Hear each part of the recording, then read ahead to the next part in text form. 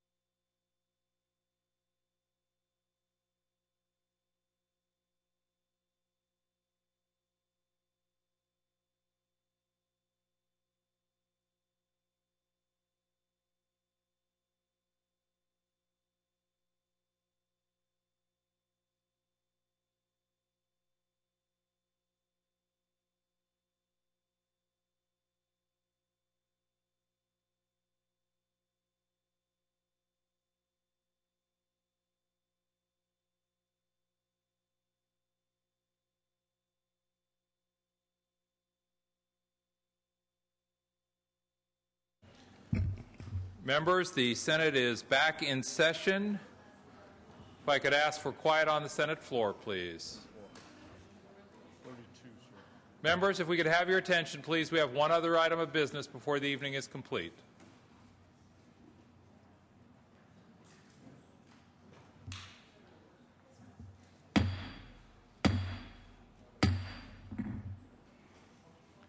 Senator Leno, for what purpose do you rise, sir? Mr. President, to present the education trailer bill, please. Senator Leno, before we get to the education bill, under motions and resolutions, let me say without objection the following bills with floor amendments will be deemed read and the amendments adopted.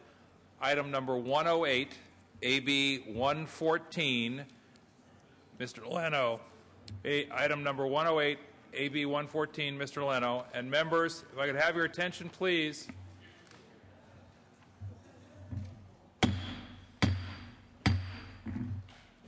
Without objection and pursuant to Joint Rule 33.1, Joint Rule 10.5 will be suspended for Assembly Bill 114.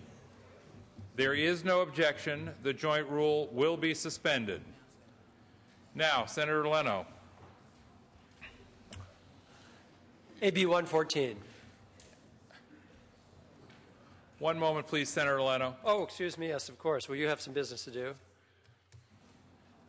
I believe you have a request with respect to Senate Rule 29.3. I would move to suspend Senate Rule 29.3 for Assembly Bill 114 and take it up in mock form.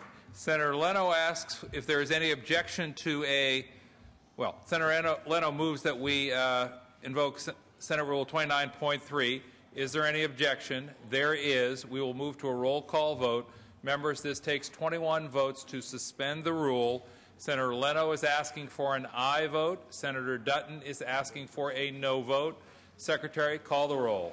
Alquist, aye. Anderson, no. Berryhill, no. Blakesley, no. Calderon, aye. Canella, no. Corbett, aye. Correa, De Leon, aye. DeSaulnier, aye. Dutton, no. Emerson, no. Evans, aye. Fuller, no. Gaines, no. Hancock, aye. Harmon, no. Hernandez, aye. Huff, no. Kehoe, aye. LaMalfa, no. Leno, aye. Aye. Ted Lieu, aye. Carol Lieu, aye. Lowenthal, aye. Negrete McLeod, aye. Padilla, aye. Pavley, aye. Price, aye. Rubio, aye. Runner, Smidian, aye. Steinberg, aye. Strickland, no. Vargas, aye. Walters, No Wolk. I Wright. I Wyland. No Yee. Ayes 23, noes 14. The rule is suspended. Now, Senator Leno, you wish to take up? AB AB 114. 114, the Secretary will read. Assembly Bill 114 by the Assembly Committee on Budget, an act relating to education finance, making appropriation therefore to take effect immediately, bill related to the budget. Thank you, Mr. President. Colleagues, I'm getting a bit nostalgic. This is the last trailer bill we're going to get to consider for the 2011-12 budget, so savor every moment. This this education trailer bill reflects amendments to the education trailer bill that we passed on June 14th, and there are two elements to it. The first regards Prop 98 calculations, and the second talks about the triggers that will be put in place if the projected revenues are not materialized. So with regard to the Prop 98 calculations, by rededicating 1.125% of sales tax to realignment, we can then free up Prop 98 guarantee by about $2 billion. Those schools will essentially be held harmless. Additionally, we will appropriate state general funds instead of Prop 98 funds for most child care programs for 2011-12, and Proposition 98 funding would be then rebenched by $1.2 billion as a result of this shift, and both of these recalculations attend to the controller's concerns as he expressed on June 15th. With regard to the trigger reductions, the first, and this is should the revenues fall more than $2 billion short of that which is projected, there would be a reduction in instructional days by up to 7, and this would be beyond the 5 days that are currently authorized. And if triggered, this reduction could generate up to about $1.5 billion Prop 98 savings in 2011 and 12. However, the savings amount would be scaled in proportion to the amount of the general fund shortfall. It also, if we have to pull that trigger in January, approves an across-the-board reduction to all child care programs of $23 million in general fund and Prop 98 savings in 2011-12. And then finally, there would be an increase in community college fees by $10. That would take us from $36 to $46 per unit, commencing in the winter term of 2011-12. This generates $30 million in Prop 98 savings in the budget year. I ask for your aye vote. Debate or discussion? Debate or discussion? Senator Huff. Thank you, Mr. President. Well, I'm just getting all warm and fuzzy savoring this moment. And I am a little bit nostalgic because some of these items we've looked at before. But when we think of the budget and we get up here and we go through the litany of cuts, and let's be honest, it has been difficult. But it's not like we build cuts upon previous cuts. In this case, we're actually reversing cuts that we've made before. So to the average person watching, they think, oh, we're just making all these more difficult cuts. This budget is actually rolling back $300 million in cuts that we made just back in March. And, you know, $80 million in this particular bill. There's another 120 or so in the main budget bill. CalWorks has some. But we roll these things back, and where does it fall? It falls on education. And at a time when we're trying to fund education, we're rolling back things and gutting them. And they're taking a pretty big brunt of the trigger cuts in education if the rest of this budget doesn't work out. But I would like to remind people that this plan was crafted with zero input from Republicans. And I know there's been some press comments tonight. The Republicans are like sitting on their hands. They're not doing anything. Well, by golly, I've been sitting by my phone and waiting by the door, and I haven't had a call on this. We haven't had any budget meetings. We haven't been included in this process because it is a majority vote. And we get that, but don't accuse us of sitting on our hands when you're not working with us in a bipartisan collaborative process. I think this bill goes the wrong direction, and I urge a no vote. Further debate or discussion? Senator Berryhill. Thank you, Mr. President, members. Mr. President, members, this is a sad day for California. Tonight you will see a budget that is totally partisan, that doesn't protect education. The GOP4 put out a reform package, 2 bills, cap and pension, that are on this, that went over the desk tonight, that would have moved the state forward for future generations and actually maybe given our kids an opportunity to stay and work here while protecting education. The overall package included real pension reform, a spending cap that paid down $34 billion in deficit while protecting education, regulatory reform and CEQA streamlining that would have helped stabilize our economy and, in fact, would have even encouraged business expansion in the state of California. It was a great working product. Dating back from March to even as recent as last week, a number of us were willing to entertain a comprehensive reform package to allow the hardworking families of California to vote on this package. We never, and I don't think the governor ever walked away from this package, but labor certainly did. Senator Berryhill, one moment, please. Members, could we ask for your attention, please? Senator Berryhill, one moment, please. We could ask for members of the Senate to give their attention to Senator Berryhill. Thank you, Mr. President. Please proceed. In conclusion, and the bottom line, members, is that Republicans want to solve the structural, budgetary, and governmental problems facing California, while the majority party, it seems, will do whatever it takes to protect the special interest allies and maintain the status quo. This is a bad budget. It's a sad day for California, and I urge a no vote. Is there further debate or discussion? Senator Emerson to be followed by Senator Weiland. Senator Emerson. Thank you, Mr. President and members.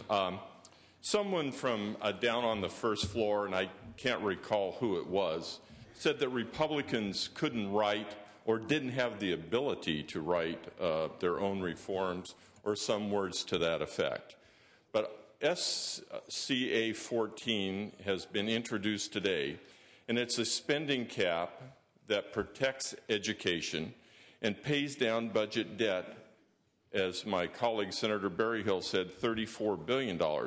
And the first priority in that particular spending cap is to pay down the education deferrals, which number $10 billion. The second priority in that spending cap was to pay off the maintenance factor.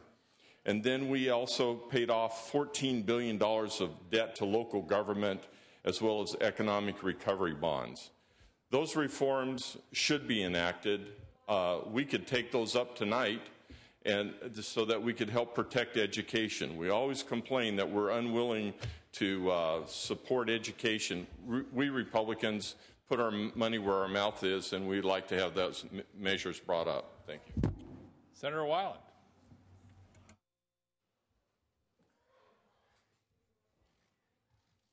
Thank you, Mr. President. Members, the really sad thing when there's less money for education is that districts have to make very, very difficult choices. And I've been on a school board when you have to look at the amount of money you may have, and you have to do something you hate to do, which is send out notices often to new teachers because you don't know if there'll be enough money when it comes time to actually get the budget you're going to get. Unfortunately, there's language in this bill which makes it even more difficult because there's a period where you can realistically do that. That's eliminated. So now in March, they're going to get more notices. But the real underlying problem for education, for what we're doing tonight and everything, is that there's nothing to create more jobs and income in the state. I notice the speaker's here on our floor. I welcome him, and I wish the other House with us in the Senate would address the other side of the budget. We need more revenue. I would love to be able to spend more money. And you know how to do that? It's actually not hard. All you have to do is ask. We could hold hearings and ask those people who invest in this state what they want from us. They'll tell us. They'll tell us. We could have every one of those leaders within a month tell us what they need. And you know what? If we would be able to do some of those things, we'd have more revenue, even in this difficult time. And part of that revenue, a big chunk, the biggest chunk, would go to education. And we wouldn't have to do these measures, which aren't necessary anyway in terms of tying districts. We'd have more money for teachers and for kids. Senator Fuller. This is really a sad. One moment, please, Senator Fuller. Members?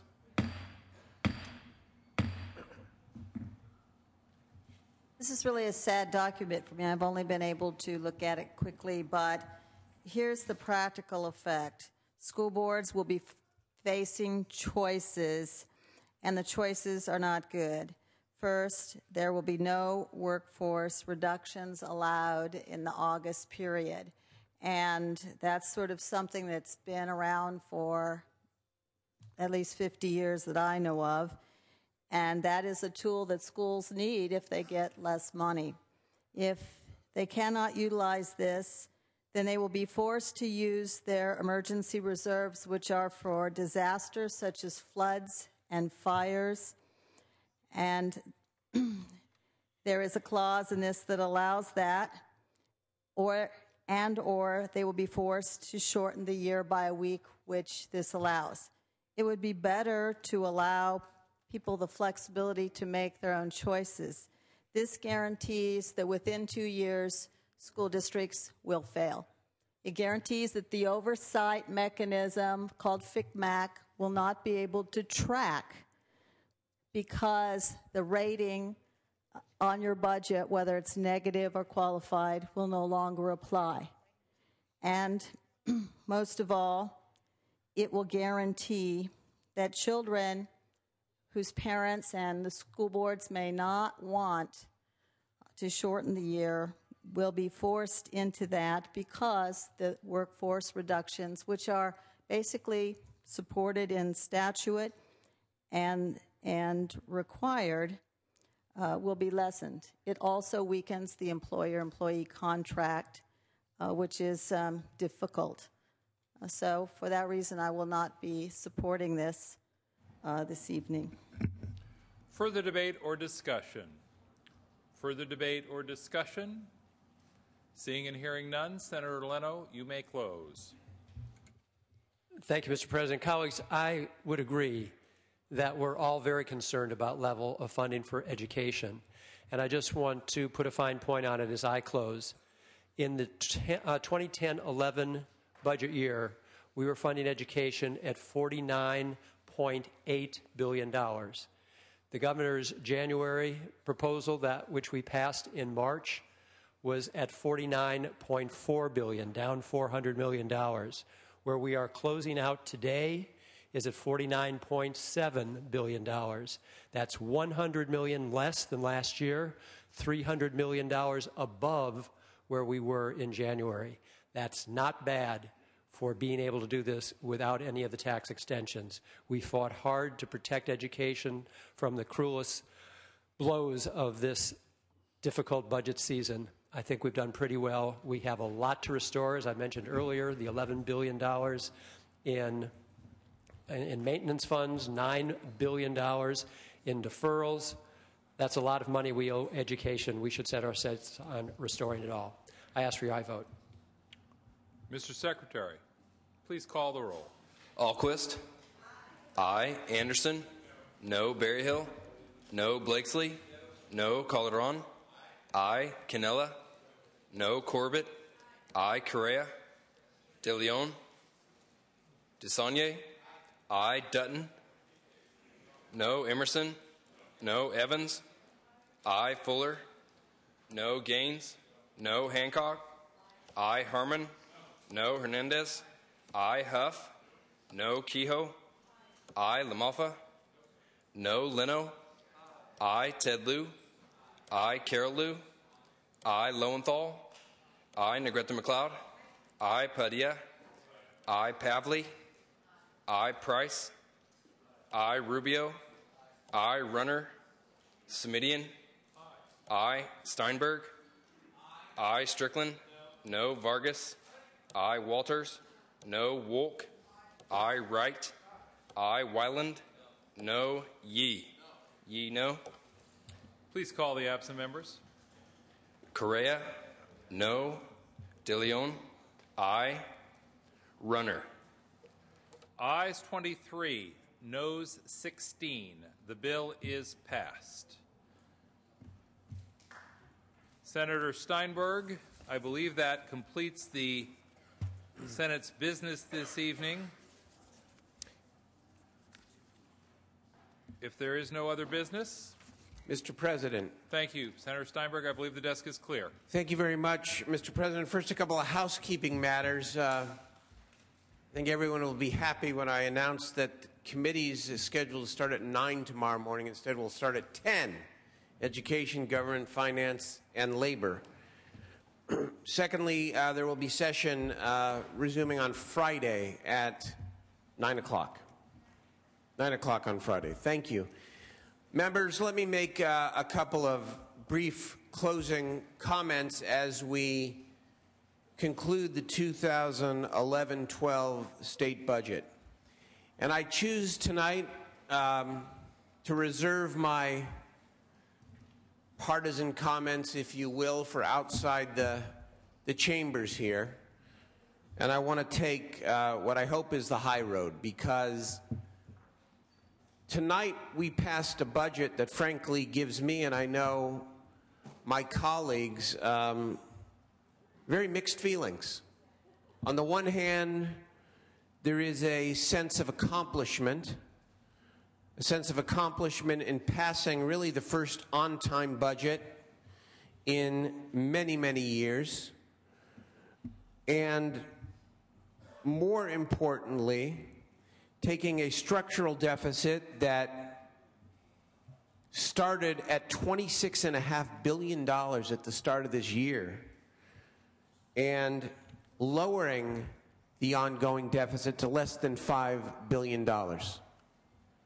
That's an accomplishment. And yet it was an accomplishment that was made by making cuts that are going to hurt a lot of people. Whether it's the testimony we just heard on the Republican side about public education, whether it is dramatically high cuts to higher education, to our court system, to health and human services, the understandable trepidation that our public safety officials have about meeting their public safety obligations.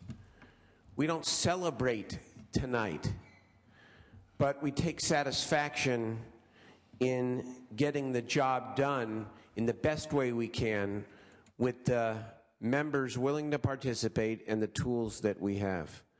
I want to thank a lot of people because this isn't done alone. First and foremost, the members who have sat through, no matter what side of the aisle and no matter what your position, who have sat through innumerable meetings, sessions, and have participated in trying to help the state and in trying to live by your values. That's to be respected. I want to thank Greg Schmidt, our Senate Secretary, who rushed back from a family gathering in Seattle where he actually had tickets to tonight's Mariners-Braves game in Seattle. It's the top of the ninth. The Braves are leading 5-4, so you didn't miss much. We'll give you a final score before the evening is out. To Bernie McNulty, of course, and the entire Senate desk staff. Give them a big hand, please.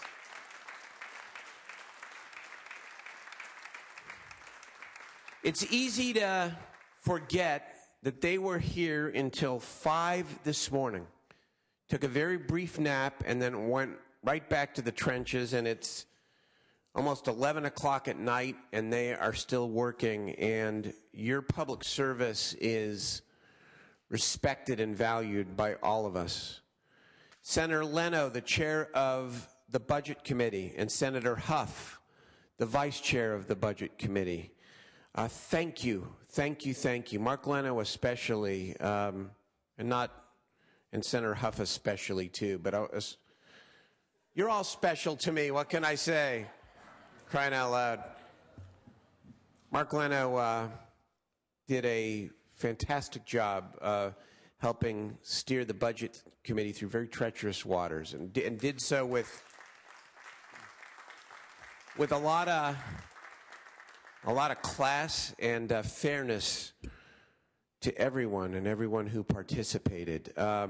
Keely Bosler and Brian Annis and the entire Senate Budget Committee staff, these people are incredible public servants, put in untold hours.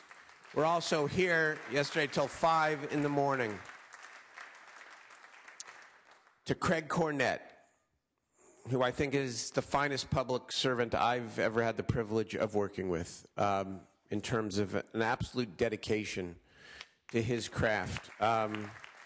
Couldn't do it without you. To Kevin Bassett and to Sharon Taylor and the staff of the Senate Republicans, thank you for all of your great service, for jumping through all the hoops and doing your jobs as real professionals. We appreciate you.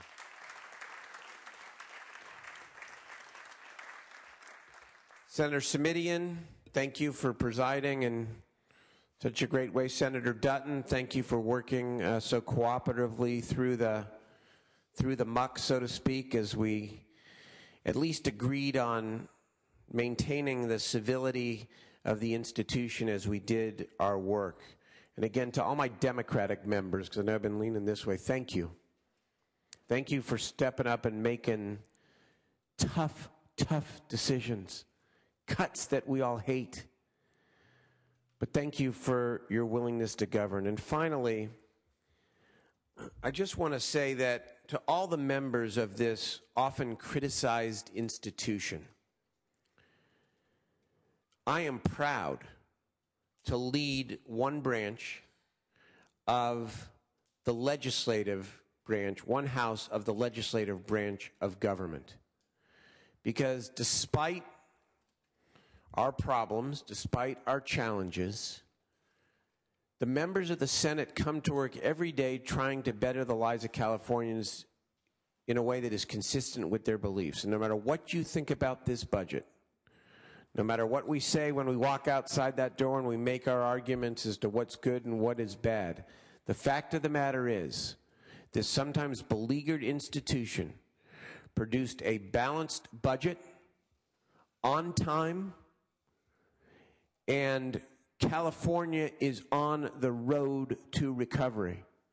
Look at the revenue that we did not anticipate that came in, that both sides of the aisle can use in different ways rhetorically to make their arguments. But the fact of the matter is, maybe after 3 years, at least under my leadership and many years before that, we are finally turning a corner.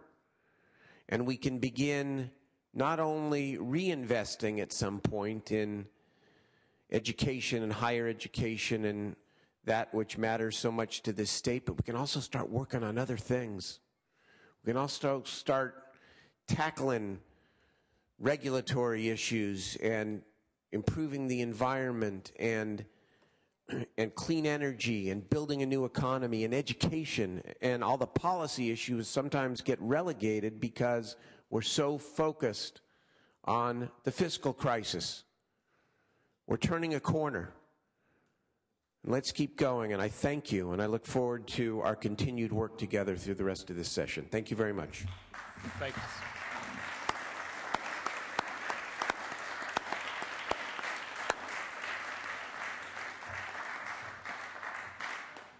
Senator Dutton, for what purpose do you rise, sir?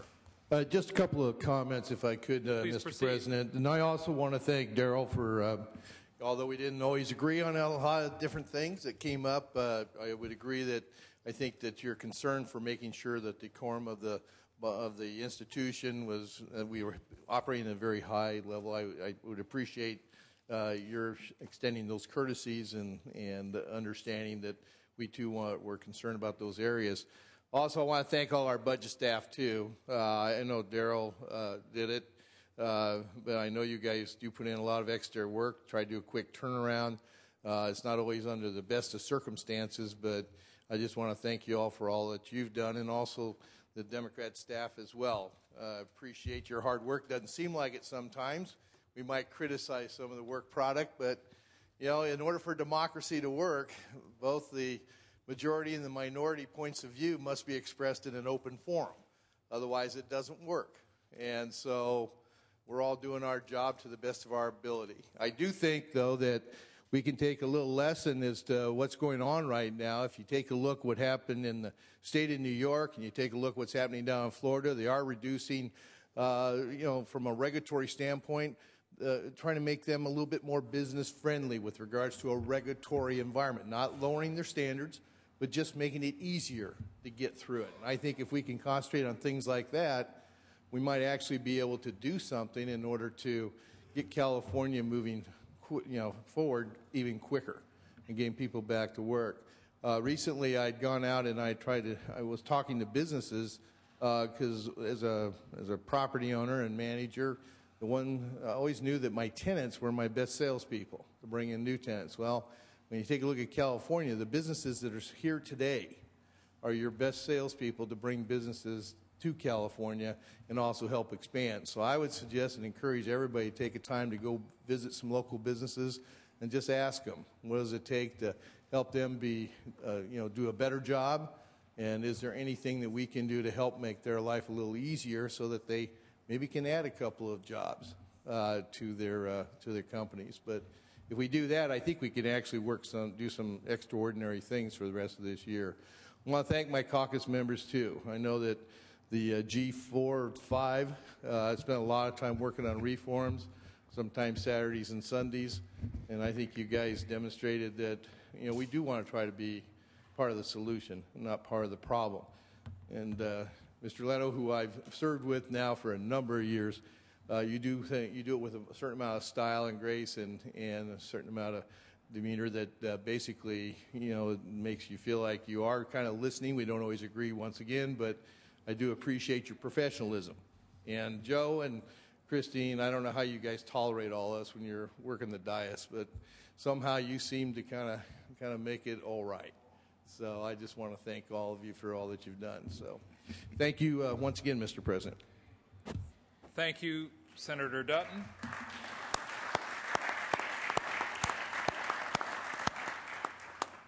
Senator Steinberg, for what purpose do you rise? Thank you. This is not a rebuttal of Senator Dutton's comments. I just forgot to thank, the Senate sergeants who just do a wonderful job making our lives that much easier. And Tony Beard, thank you, Tony. Diane Boyer-Vine and the Ledge Council who, work in the trenches drafting all this stuff. And last but not least, I want to thank my staff, the pro tem staff, led by my Chief of Staff, Kathy Dressler, Policy Director Brian Kelly, the entire team, really, of unbelievably dedicated people who really believe in making this place work and doing the very, very best. I'm very grateful to all of you. Last words. Thank you. Senator Steinberg, before we adjourn, just to reconfirm, Senate standing committees tomorrow morning will commence at 10 a.m. rather than 9 a.m. Upon adjournment this evening, the Senate will reconvene Friday morning at 9 a.m. In the absence of any other business and without objection, the Senate is adjourned.